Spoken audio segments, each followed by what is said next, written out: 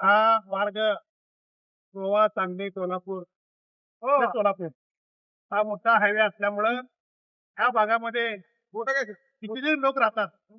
आता समजा तुम्हाला सांगितल्याप्रमाणे या भागामध्ये दवाखाना, शाळा, येणं जाणं, नोकरी, रोजचा व्यवसाय करणं या फुलावरनं मोठा असल्यामुळं हा फुल त्यांनी पाडताना पेपरात डिक्लेअर केलं की 1 वर्षाच्या आत आम्ही हे फुल बांधू. परंतु हे फुल पाडताना त्यांनी या पोलाचा या लोकांचा विचार न करता 2 रस्ते असे चालू केले की तिथं एखादी जर आणलेली बाळातीन बाई जर जात असतात तर ते वाटतच डिलिव्हरी व्हायला पाहिजे. अशा भागामध्ये हे रस्ते सोडून लोकांचे हाल रस्त्यावर सोडून हा पूल पाडला. पण या पुलाचं काम जवळजवळ महिना 1.5 महिना झाला बंद आहे. का बंद आहे का नाही हे त्यांची जबाबदारी आहे. त्यांनी डिक्लेअर केलं होतं, त्यांनी सांगायला पाहिजे होतं, त्यांनी करायला पाहिजे होतं, पण तसं काय घडत नाही. मला वाटतं हे वर 2-4 वर्ष लागतील. म्हणून काँग्रेस पक्षाने, मेंबरने आणि खासदार ताईने हा निर्णय घेतला की या सरकारला जागा केल्याशिवाय गत्यंतर नाही.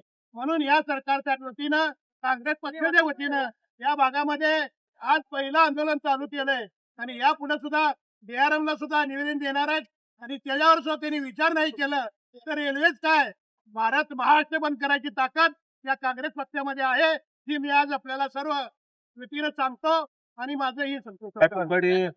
मर्यादित चौकचे अण्णाभाऊ साठे ते ज्यापर्यंत जो रेल्वे पूल ब्रिजचं काम चालू आहे ते आता बंद आहे. लाखो लोकांचे रहदारी त्या विद्यार्थी त्याचबरोबर कामगार कर्मचारी या सगळ्यांच्या किंवा येण्या जाणाऱ्यांच्या परगावी जाणाऱ्यांच्या खूप जणांची हत्या झालेली आहे.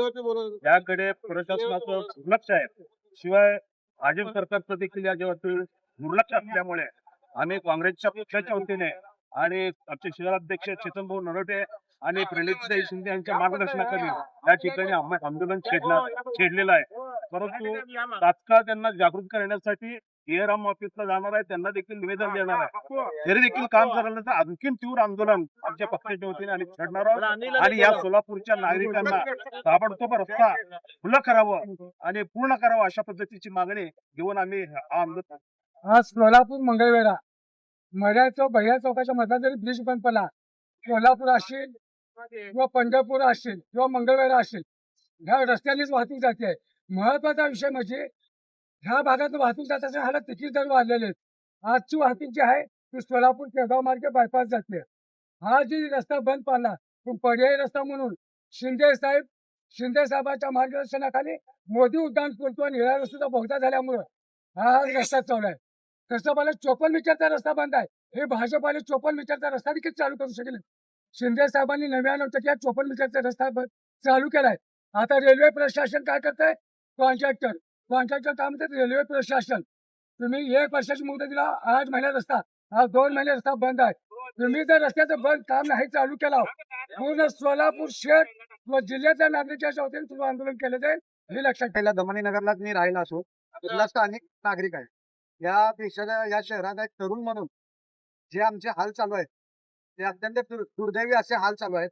हा जो आमचा एकमेव मार्ग होता जेणेकरून आम्ही शहराला सोडले जात होतो, असा मार्ग या सरकारने पाडला तोपर्यंत ठीक आहे, आमच्या सुरक्षेसाठी पाडला.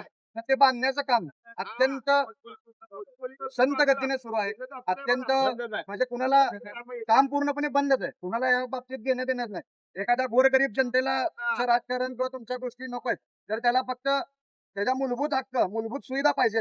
जर ते तुम्ही मिळवून देऊ शकत नसाल तर तुम्ही कितीही मोठी सत्ता असलात तरी तुमचा काही या समाजाला किंवा या सामान्य नागरिकाला फायदा नाही. तर आमच्या तरुणाची कळकळीची विनंती आहे, जे पोलीस भरती करतात किंवा जे स्पोर्ट्समन आहेत, ज्यांना रेल्वे ग्राउंड जवळ होते, अशा तरुणांना, तिथल्या उद्योग व्यवसाय चालवणाऱ्या गोरगरिबांना अत्यंत हालाकीचे दिवस काढावे लागत आहेत. अक्षरशः जर रेल्वे ग्राउंडवर पळायला जायचं असेल तर 2 किलोमीटरचा वेढा घालून रेल्वे ग्राउंडवर जावं लागतं. तिथून तुम्ही चालत पण मधून आम्हाला सोडत नाही. एखादा 2 व्हीलर साठी मार्ग देखील दिला नाही जेणेकरून तुम्ही डायरेक्ट स्टेशनकडे किंवा मधल्या रस्त्याकडे तुम्ही निघू शकाल. असं अत्यंत हाल दमानी नगर भागाचे चालू आहेत.